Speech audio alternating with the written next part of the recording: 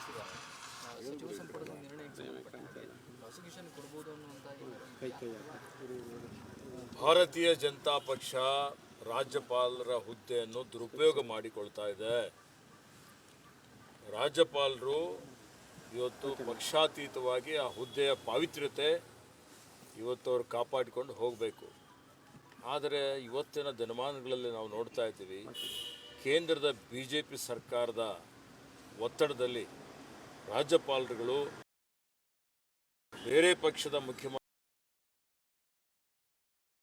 ವಿಧಾನಾತ್ಮಕವಾಗಿ ಇವತ್ತೇನು show cause notice issue ಮಾಡಿದಂಥದ್ದಿರ್ಬೋದು, ಮತ್ತು ಈಗ ಮುಂದಿನ ಏನೂ ಅದರಲ್ಲಿ ಹುರುಳಿಲ್ಲದೆ ಪ್ರಾಸಿಕ್ಯೂಷನ್ಗೆ ಕೊಡುವಂಥದ್ದಕ್ಕೆ ತಯಾರಿ ಮಾಡ್ತಾ ಇದ್ದಾರೆ ಅನ್ನುವಂಥ ಗುಸುಗುಸು ಪ್ರಾರಂಭ ಆಗಿದೆ. ಇದು ಪ್ರಜಾಪ್ರಭುತ್ವಕ್ಕೆ ಮಾರಕವಾದಂಥದ್ದು. ಪ್ರಜಾಸತ್ತಾತ್ಮಕವಾಗಿ ಆಯ್ಕೆ ಆದಂಥ ಒಂದು ಸರ್ಕಾರವನ್ನು ಬೀಳಿಸಲಿಕ್ಕೆ ರಾಜ್ಯಪಾಲರ ಹುದ್ದೆಯನ್ನು ಇವರು ದುರುಪಯೋಗ ಮಾಡಿಕೊಳ್ತಾ ಇರ್ತಕ್ಕಂಥದ್ದು ಖಂಡನೀಯ ಅನ್ನುವಂಥ ಮಾತನ್ನು ನಾನು ಹೇಳಲಿಕ್ಕೆ ಬಯಸ್ತಾ ಇದ್ದೇನೆ. ರಾಜ್ಯಪಾಲರು ಇದ್ರ ಬಗ್ಗೆ ಭಾಳಷ್ಟು ಎಚ್ಚೆತ್ತುಕೊಳ್ಳಬೇಕು. ಮತ್ತು ಕಾನೂನು ವಿರುದ್ಧ ಅವರು ಏನಾದರೂ ಕ್ರಮ ಕೈಗೊಂಡ್ರೆ ರಾಜಕೀಯವಾಗಿ ಮತ್ತು ಕಾನೂನಾತ್ಮಕವಾಗಿ ಕಾಂಗ್ರೆಸ್ ಪಕ್ಷ ಹೋರಾಟ ಮಾಡ್ತದೆ. ಮಾನ್ಯ ಸಿದ್ದರಾಮಯ್ಯನವರ ಜೊತೆಯಲ್ಲಿ ನಾವೆಲ್ಲ ಇದ್ದೀವಿ. ಜನಪರ ಆಡಳಿತ ಕೊಡ್ತಾ ಇದ್ದಾರೆ, ಜೀವಪರ ಆಡಳಿತ ಕೊಡ್ತಾ ಇದ್ದಾರೆ, ಉತ್ತಮವಾದಂಥ ಆಡಳಿತ ಕೊಡ್ತಾ ಇದ್ದಾರೆ. ಅವರ ಏನೊಂದು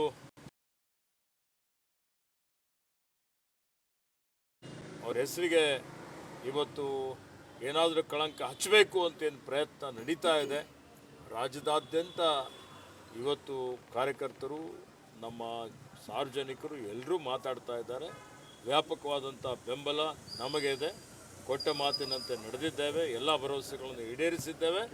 ಇವರೇನು ಮಾಡಿದ್ರು, ತಿಪ್ಪರ್ಲಾಗ ಹಾಕಿದ್ರು, ಕಾಂಗ್ರೆಸ್ ಪಕ್ಷದ ಸರ್ಕಾರಕ್ಕೆ ಯಾವುದೇ ರೀತಿಯ ಧಕ್ಕೆ ಬರಲಿಕ್ಕೆ ಸಾಧ್ಯನೇ ಇಲ್ಲ. ಸರ್, ಈಗ ರಾಜ್ಯಪಾಲರಿಗೆ ಮತ್ತೊಂದು ದೂರ ದಾಖಲಾಗಿದೆ ಸರ್.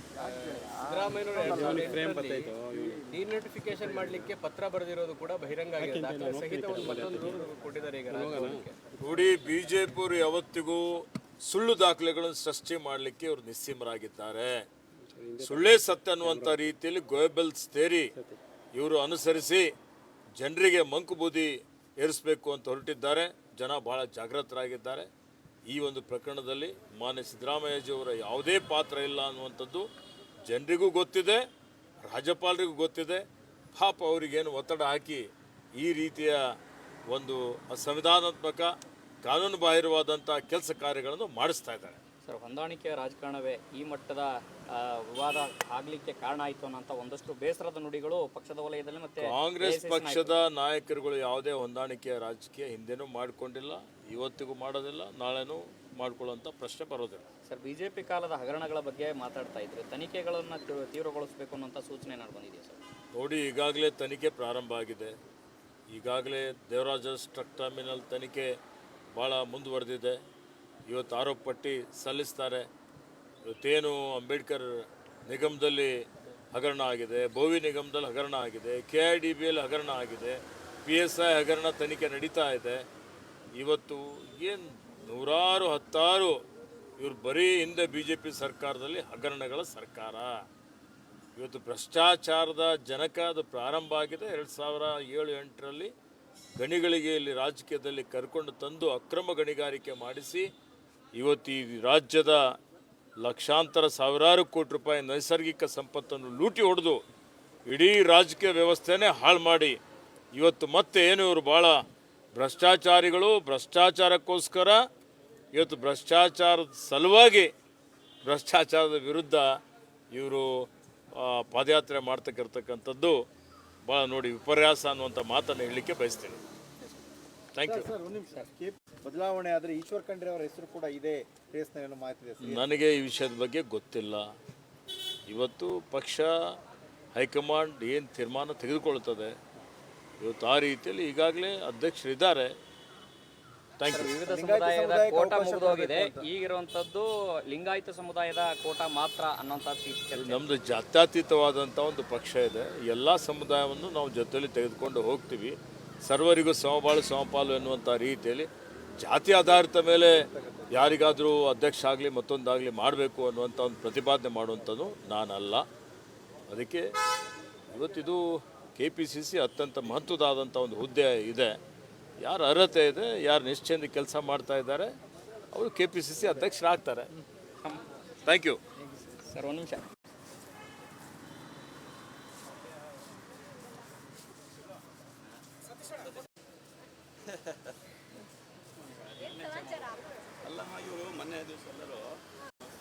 ನೀವು ಕಟ್ಟಿಲ್ಲ ಅಂತ ಅವ್ರ ಆಕ್ಷೇಪ.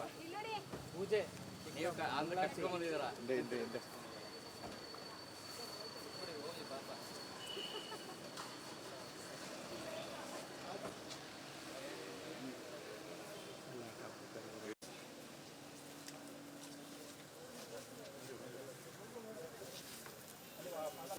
ರಾಜ್ಯಪಾಲರು ಆಗಮಿಸಿದ್ದಾರೆ.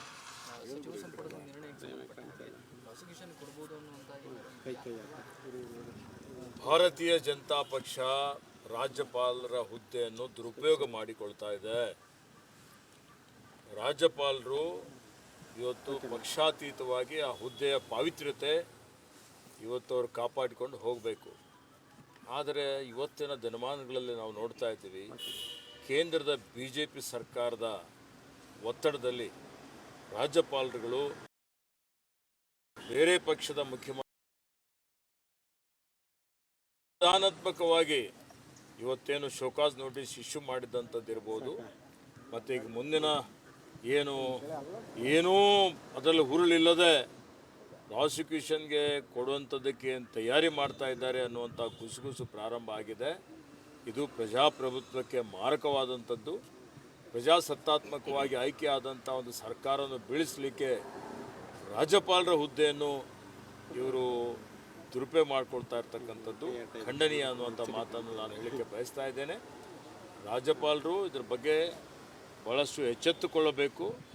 ಮತ್ತು ಕಾನೂನು ವಿರುದ್ಧ ಅವರು ಏನಾದರೂ ಕ್ರಮ ಕೈಗೊಂಡ್ರೆ ರಾಜಕೀಯವಾಗಿ ಮತ್ತು ಕಾನೂನಾತ್ಮಕವಾಗಿ ಕಾಂಗ್ರೆಸ್ ಪಕ್ಷ ಹೋರಾಟ ಮಾಡ್ತದೆ.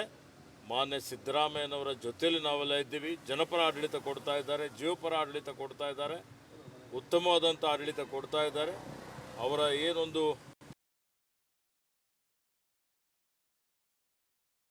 ಅವ್ರ ಹೆಸರಿಗೆ ಇವತ್ತು ಏನಾದರೂ ಕಳಂಕ ಹಚ್ಚಬೇಕು ಅಂತೇನು ಪ್ರಯತ್ನ ನಡೀತಾ ಇದೆ. ರಾಜ್ಯದಾದ್ಯಂತ ಇವತ್ತು ಕಾರ್ಯಕರ್ತರು, ನಮ್ಮ ಸಾರ್ವಜನಿಕರು ಎಲ್ಲರೂ ಮಾತಾಡ್ತಾ ಇದ್ದಾರೆ. ವ್ಯಾಪಕವಾದಂಥ ಬೆಂಬಲ ನಮಗೆ ಇದೆ. ಕೊಟ್ಟ ಮಾತಿನಂತೆ ನಡೆದಿದ್ದೇವೆ, ಎಲ್ಲ ಭರವಸೆಗಳನ್ನು ಈಡೇರಿಸಿದ್ದೇವೆ.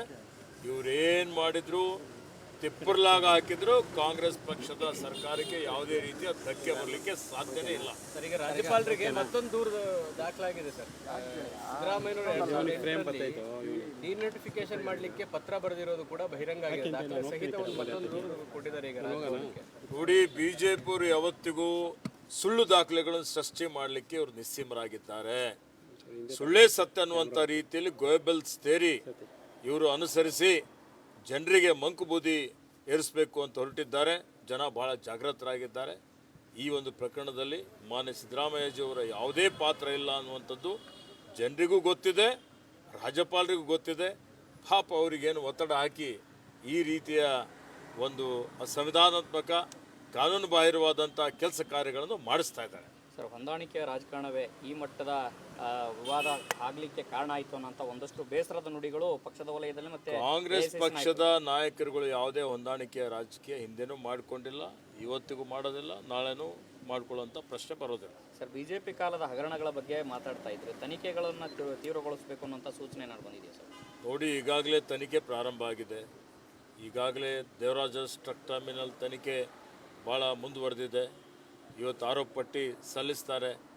ಇವತ್ತೇನು ಅಂಬೇಡ್ಕರ್ ನಿಗಮದಲ್ಲಿ ಹಗರಣ ಆಗಿದೆ, ಬೋವಿ ನಿಗಮದಲ್ಲಿ ಹಗರಣ ಆಗಿದೆ, KIDBಯಲ್ಲಿ ಹಗರಣ ಆಗಿದೆ, PSI ಹಗರಣ ತನಿಖೆ ನಡೀತಾ ಇದೆ.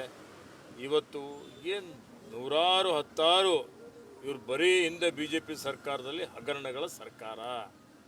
ಇವತ್ತು ಭ್ರಷ್ಟಾಚಾರದ ಜನಕ ಅದು ಪ್ರಾರಂಭ ಆಗಿದೆ. 2007-8ರಲ್ಲಿ ಗಣಿಗಳಿಗೆ ಇಲ್ಲಿ ರಾಜಕೀಯದಲ್ಲಿ ಕರ್ಕೊಂಡು ತಂದು ಅಕ್ರಮ ಗಣಿಗಾರಿಕೆ ಮಾಡಿಸಿ ಇವತ್ತು ಈ ರಾಜ್ಯದ ಲಕ್ಷಾಂತರ ಸಾವಿರಾರು ಕೋಟಿ ರೂಪಾಯಿ ನೈಸರ್ಗಿಕ ಸಂಪತ್ತನ್ನು ಲೂಟಿ ಹೊಡೆದು ಇಡೀ ರಾಜಕೀಯ ವ್ಯವಸ್ಥೆನೇ ಹಾಳು ಮಾಡಿ ಇವತ್ತು ಮತ್ತೆ ಏನು ಇವರು ಭಾಳ ಭ್ರಷ್ಟಾಚಾರಿಗಳು, ಭ್ರಷ್ಟಾಚಾರಕ್ಕೋಸ್ಕರ ಇವತ್ತು ಭ್ರಷ್ಟಾಚಾರದ ಸಲುವಾಗಿ ಭ್ರಷ್ಟಾಚಾರದ ವಿರುದ್ಧ ಇವರು ಪಾದಯಾತ್ರೆ ಮಾಡ್ತಕ್ಕಿರ್ತಕ್ಕಂಥದ್ದು ಭಾಳ ನೋಡಿ ವಿಪರ್ಯಾಸ ಅನ್ನುವಂಥ ಮಾತನ್ನು ಹೇಳಲಿಕ್ಕೆ ಬಯಸ್ತೀನಿ.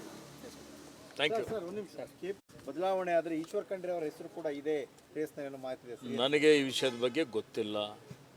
ಇವತ್ತು ಪಕ್ಷ ಹೈಕಮಾಂಡ್ ಏನು ತೀರ್ಮಾನ ತೆಗೆದುಕೊಳ್ತದೆ ಇವತ್ತು ಆ ರೀತಿಯಲ್ಲಿ ಈಗಾಗಲೇ ಅಧ್ಯಕ್ಷರಿದ್ದಾರೆ. Thank you. ವಿವಿಧ ಸಮುದಾಯದ ಕೋಟ ಮುಗಿದೋಗಿದೆ, ಈಗಿರುವಂಥದ್ದು ಲಿಂಗಾಯತ ಸಮುದಾಯದ ಕೋಟ ಮಾತ್ರ ಅನ್ನೋಂಥ ನಮ್ಮದು ಜಾತ್ಯತೀತವಾದಂಥ ಒಂದು ಪಕ್ಷ ಇದೆ. ಎಲ್ಲ ಸಮುದಾಯವನ್ನು ನಾವು ಜೊತೆಯಲ್ಲಿ ತೆಗೆದುಕೊಂಡು ಹೋಗ್ತೀವಿ. ಸರ್ವರಿಗೂ ಸಮಬಾಳು ಸಮಪಾಲು ಎನ್ನುವಂಥ ರೀತಿಯಲ್ಲಿ ಜಾತಿ ಆಧಾರಿತ ಮೇಲೆ ಯಾರಿಗಾದರೂ ಅಧ್ಯಕ್ಷ ಆಗಲಿ ಮತ್ತೊಂದಾಗಲಿ ಮಾಡಬೇಕು ಅನ್ನುವಂಥ ಒಂದು ಪ್ರತಿಪಾದನೆ ಮಾಡುವಂಥದ್ದು ನಾನಲ್ಲ. ಅದಕ್ಕೆ ಇವತ್ತಿದು KPCC ಅತ್ಯಂತ ಮಹತ್ವದಾದಂಥ ಒಂದು ಹುದ್ದೆ ಇದೆ.